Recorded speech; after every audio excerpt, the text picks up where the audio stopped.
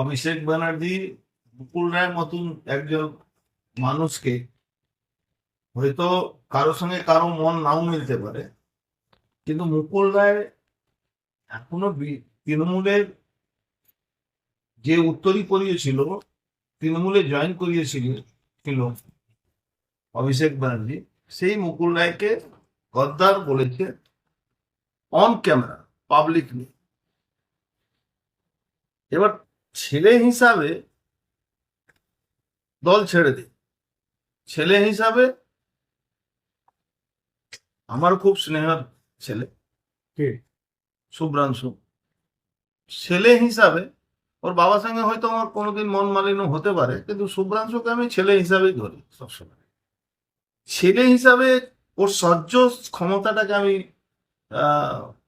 বলবো কি, অনেক বড় সহ্য ক্ষমতা আছে, সহ্য করার ক্ষমতা আছে, ধৈর্য ধৈর্য ধৈর্য সহ্য করা।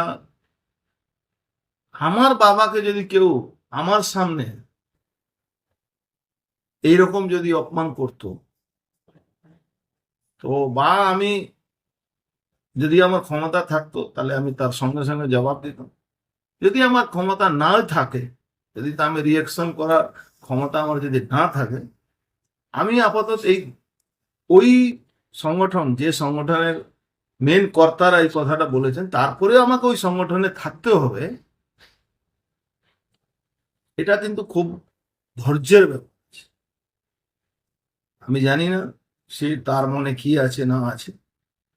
ইমিডিয়েট আমাদের একদম ঘরের সম্পর্ক ওর সঙ্গে আমার আছে। তা শুভ্রাংশুর কথা বলছি, মুকুলদার কথা বলছি।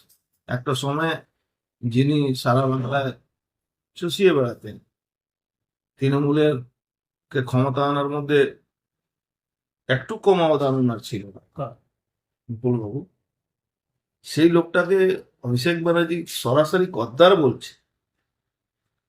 তারপরে তার ছেলে ওখানে দাঁড়িয়ে প্রতিবাদ করতে পারবে ছেলে হিসাবে। আমি পলিটিক্যাল পার্টি ছেড়ে দিই, তৃণমূলের ভাইস চেয়ারম্যান আছে, সবটাই ছেড়ে দিচ্ছে। এই যে বাবা ছেলের হিসাবে ওর প্রতিবাদ না করাটা, এটা ছোটখাটো ব্যাপার, এটা অনেক বড় ধৈর্য ধরে যে মানুষ হতে পারে সেই বলতে পারে। তার ও যে বক্তব্য দিচ্ছে তার সঙ্গে ওর বক্তব্যের সঙ্গে কোনো মেল খাতে না। এর মধ্যে যে স্পোক্স পারসন দলে কি বলবে, এটা তো পার্টি মিটিং ছিল না, এটা তো জেনারেল মিটিং ছিল। প্রত্যেকটা টিভি ক্যামেরা এটাকে দেখিয়েছে। তো দলের ইন্টারিম ম্যাটার কোথায় থাকে? দলের তো এটা তো দলের ম্যাটার নয়, এ তো প্রকাশ্যে মুকুল রায়কে গালাগালি দেওয়া হচ্ছে। আজকে মুকুল রায়কে যারা ভালোবাসতেন তাদেরও কষ্ট হচ্ছে, কেন ওর কষ্ট হলো না, এটা একটা বড়।